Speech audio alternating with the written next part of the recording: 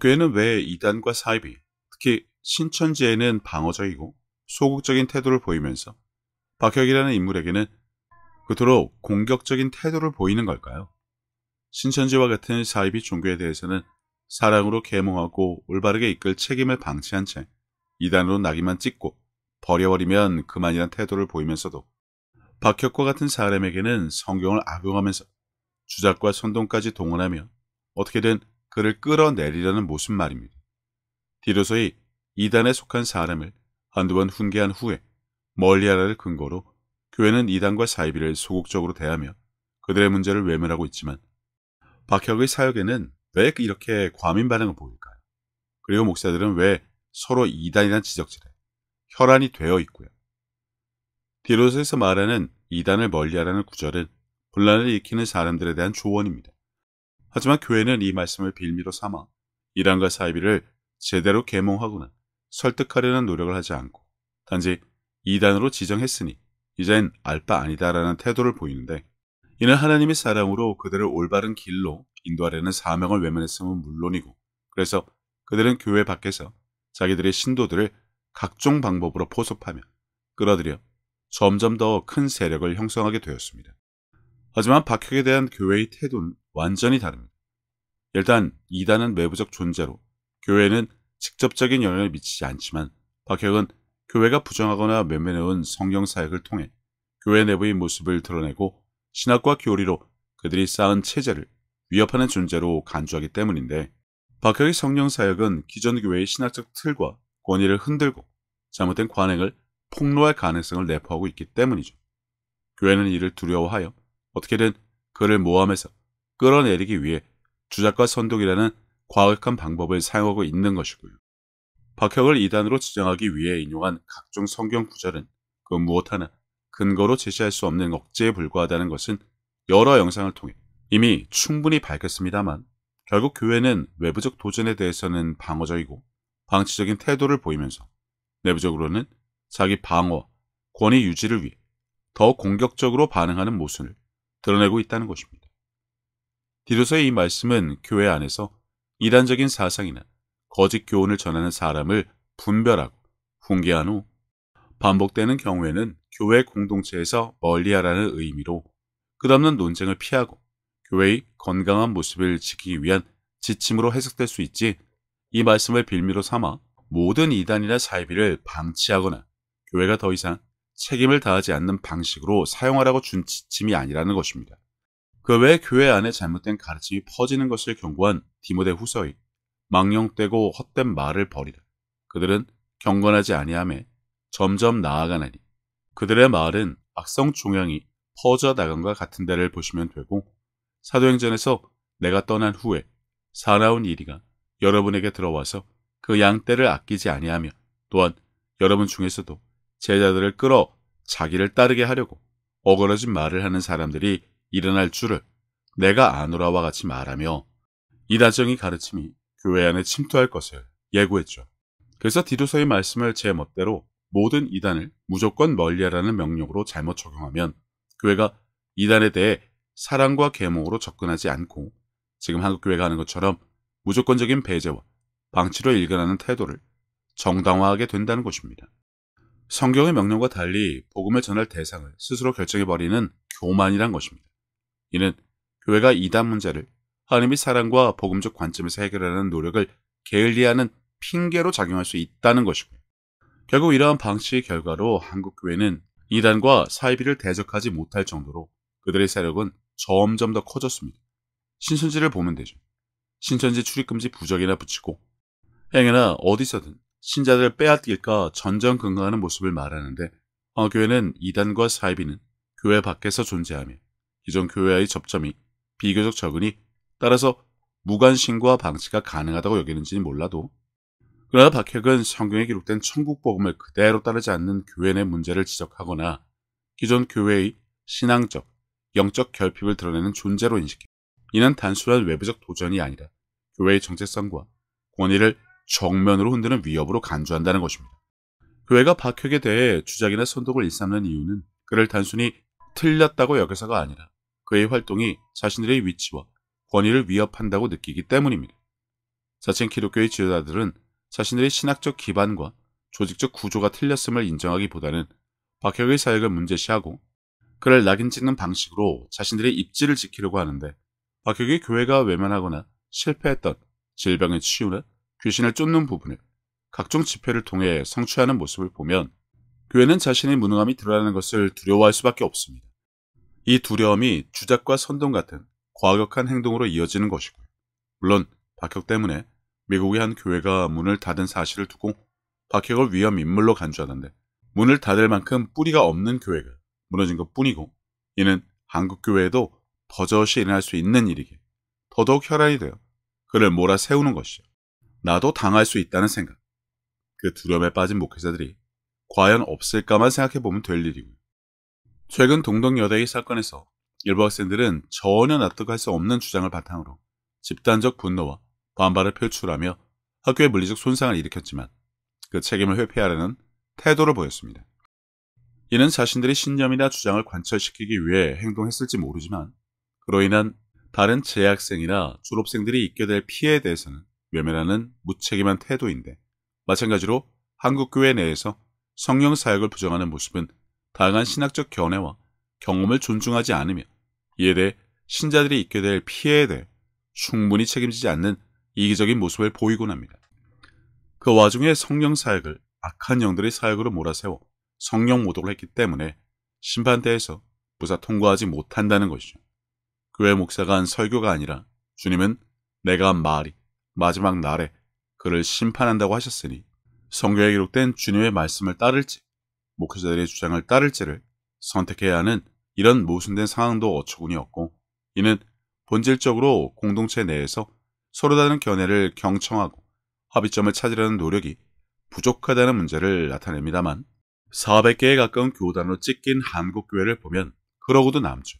하지만 성경은 성령의 다양성과 은사를 강조하며 교회는 이를 통해 하나님의 일을 이루어가야 함을 강조하지만, 기사와 표적을 과거에만 속한 것으로 간주하며 성령의 역사와 은사를 부정한다면 성령의 충만한 사역을 제한하고 결국 주님의 말씀까지 무시하는 결과를 초래할 수 있고, 이미 선을 넘어 성령 모독을 하고 있습니다만 한국교회는 이를 전혀 아랑곳하지 않습니다.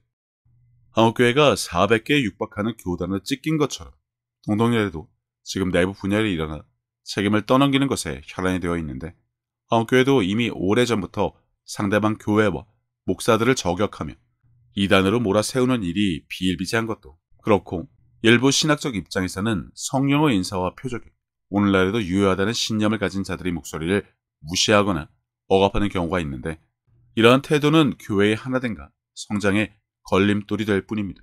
예수님께서는 우리의 하나됨을 강조하셨으며 바울 역시 사랑으로 서로를 존중하며 교회가 하나 되어야 한다고 가르쳤습니다. 그러나 지금 한국교회가 성령의 사역을 부정하거나 특정 신학적 견해만을 고집하는 태도는 교회가 그리스도 안에서 이루어야 할 사랑과 연합의 본질을 훼손할 위험이 큰데, 이미 하나가 되었어야 할 교단은 400여 개로 갈려 물은 엎질러진 상태죠. 여기서 목사의 적은 목사라는 말을 하는 이유는 모진 놈 옆에 있다가 벼락을 맞는다, 죽 써서 개준다가 되었기 때문이죠. 취업도 어려운 마당에 재학생들의 폭동으로 졸업생은 졸지에 도매값이 된 것도 모자라 여대 출신들이 불이익을 받게 된 것처럼 평생을 바쳐 그리스도의 사랑을 전하는 것에 헌신하고 성령 사역을 통해 질병을 치유하고 귀신을 쫓던 분들은 엉터리 사역자는 물론이고 기존 교회 목회자들이 주작과 선동으로 인해 거짓 선지자, 적 그리스도, 악한 영이 앞잡이가 되어 버렸으니 말입니다. 골로새서의 너희가 세상의 초등학문에서 그리스도와 함께 죽었거든 어찌하여 세상에 사는 것과 같이 규례에 순종하느냐, 곧 붙잡지도 말고 맛보지도 말고 만지지도 말라 하는 것이니 이 모든 것은 한때 쓰이고는 없어지리라. 사람의 명령과 가르침을 따르느냐, 이런 것들은 자의적 숭배와 겸손과 몸을 괴롭게 하는 데는 지혜 있는 모양이나 오직 육체 따르는 것을 금하는 데는 조금도 유익이 없는 일을 보자면, 바울이 언급한 세상의 초등학문은 인간의 철학, 전통 또는 율법주의적 규율을 의미하는데, 무엇이든 간에 사람의 지혜로 만들어낸 것이라 바울은 그리스도 안에서 죽고 부활한 성도들이 이러한 세속적 규율과 전통에 더 이상 얽매이지 말아야 함을 강조하고 있죠. 이는 사람이 만들어낸 신학적 체계나 규율, 그리고 400여 개의 교단이 제각각 외치는 교리가 구원과 성화의 본질에 기여하지 않는다는 점을 시사하고, 여기에 더해 붙잡지도 말고 맛보지도 말고 만지지도 말라는 당시 골로새 교회에 영향을 미친 금욕주의적 규율을 지적하는데, 이러한 규율은 사람의 전통에 기초한 것이며 본질적으로 부패하고 하나님의 뜻과는 무관한 것입니다.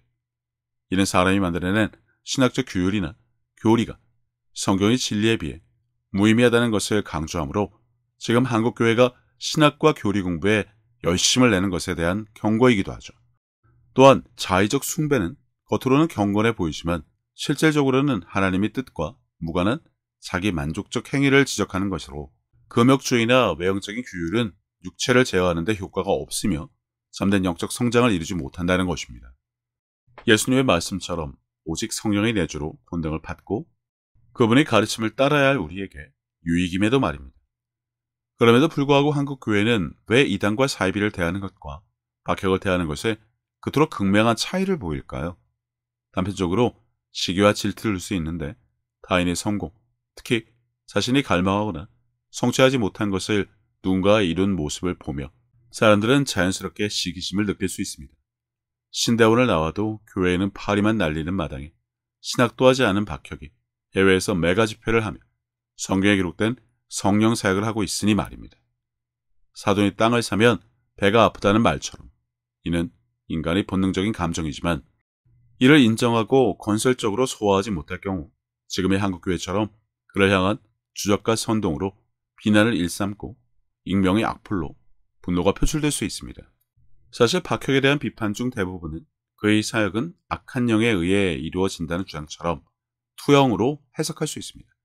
어디선가 그가 특별히 잘못한 것도 없고 나에게 피해를 주지도 않았지만 그래도 유재석 망했으면 좋겠다는 글이 인터넷에 올라온 것처럼, 이는 비판하는 이들이 실제로 자신들의 내적 불안이나 결핍을 타인에게 전가하는 경우가 많다는 의미입니다. 자신의 불행을 다른 사람에게 투영함으로써 심리적인 안도감을 얻고자 하는 시도이며, 궁극적으로는 자기 합리화의 일환이라고 할 수 있고요.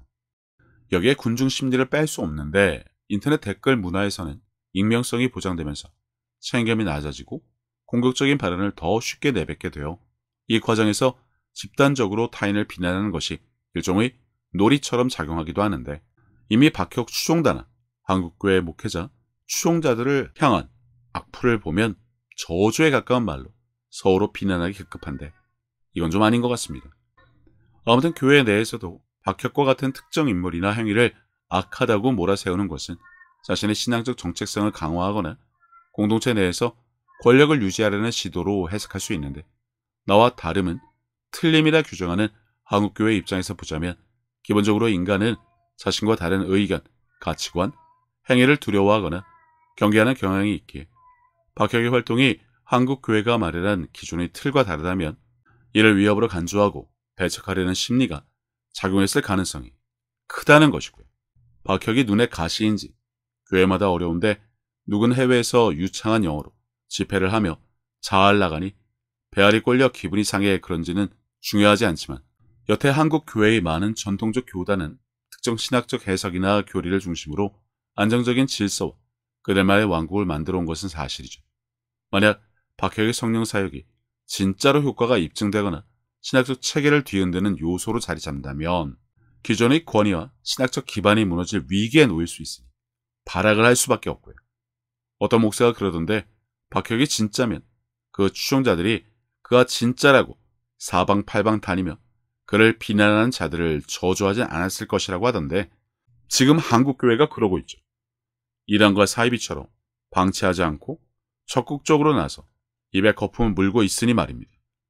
여전히 볼 수 있는 한국교회의 모순과 이중적인 모습인데, 교회 지도자들에게 이는 단순히 신학적 도전이 아니라 자신들의 권위와 역할에 대한 직접적인 위협으로 느껴질 수 있습니다. 물론 박혁이 한국교회의 권위에 도전했다며 거품을 무는 목사도 있던데, 그 권위, 그게 뭔지 도무지 모르겠지만 근데 왜 교회마다 어려운지 이유라도 알까 싶을 뿐입니다. 아무튼 이런 위협에 직면하면 인간은 자연스럽게 자신을 방어하려는 심리적 기제를 발동해서 타인을 악한 자, 거짓 선지자, 이단으로 낙인 찍는 것은 자신의 입장을 정당화하고 박해의 영향을 차단하는 시도로 볼 수 있고, 그가 하는 성경 사역이 실제로 효과를 보이거나 대중적으로 인정받을 경우 기존교회 지도자들이 강조해온 신학적 해석이나 전통이 틀렸음을 인정해야 할 상황이 올 수 있습니다. 열등감과 피해의식도 한몫하는데, 이는 그들 입장에서 자신의 신앙적, 직업적 정체성을 부정당하는 것처럼 느껴질 수 있으니 밥그릇을 지키기 위해서라도 어쩔 수 없이 목소리를 높일 수밖에 없겠죠. 한국교회는 너무나 오랫동안 성경에 기록된 하나님의 나라, 천국 복음과 다른 것을 전했습니다. 사람이 지혜로 만들어낸 철학, 신학, 교리를 드높이며 성경에서 그것도 주님이 언급하신 것을 제 멋대로 해석해서 끝났고 하면 안 되는 것으로 만들어버렸으니, 이에 반하는 박혁의 행보가 계속해서 껄끄러울 수밖에 없겠지만, 성경은, 그리고 주님은 성령 사역이나 기사와 표적은 사도와 제자로 끝났다 기록되지 않았다는 것, 억지에, 어거지에, 주작과 선동으로 한국교회가 아무리 발악을 해도 성경을 바꿀 수 없다는 것은 분명하게 알고 계시기 바랍니다. 하나님의 사랑을 알고 믿은 것처럼 말씀을 알고 믿게 되었으면 합니다.